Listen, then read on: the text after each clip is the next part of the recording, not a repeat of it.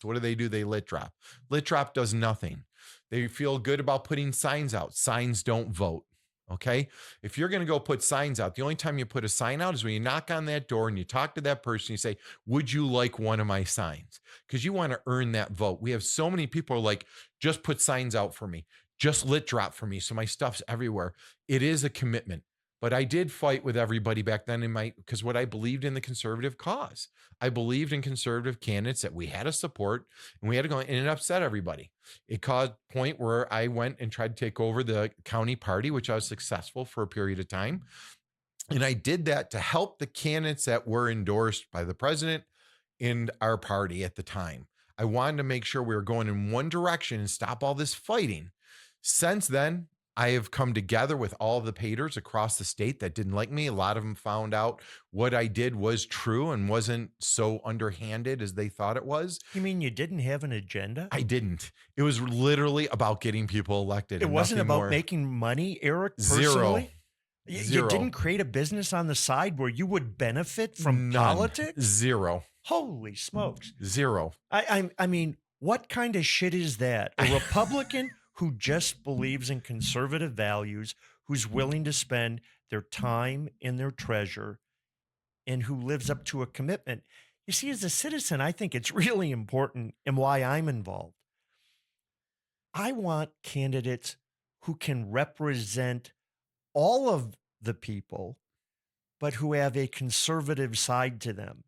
And they can't be so extreme to appeal to a group that they make themselves unelectable in Michigan. Oh, it's true. We've got to fight.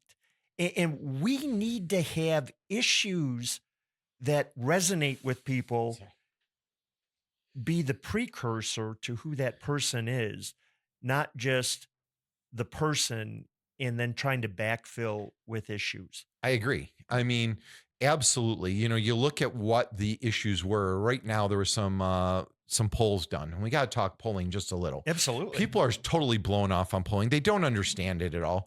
So there's a couple polls I wanted to talk to you about here in August 5th through 9th. And it was done from New York Times, and it was actually a really well done poll. And it was done from the Siena poll, which is Siena College. Okay. Right.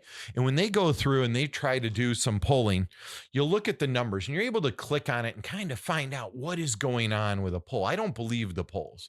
So I go and I look at all the raw data. And on this poll, this one had almost 2,000 people. Most of the polls you see out there, 400, 300. What kind of polling is that? You need a decent number of people. Trump was up by 3 points against Kamala Harris. And this was August 5th through 9th. And what they did is the areas that they did was Michigan, Pennsylvania, and Wisconsin. So it was a really nice broad poll. I got to look at the numbers. I got to look at the age groups. I got to look how strong Kamala was in certain areas, which she was. Those are the polls I like. But hey, let's figure out some other ones.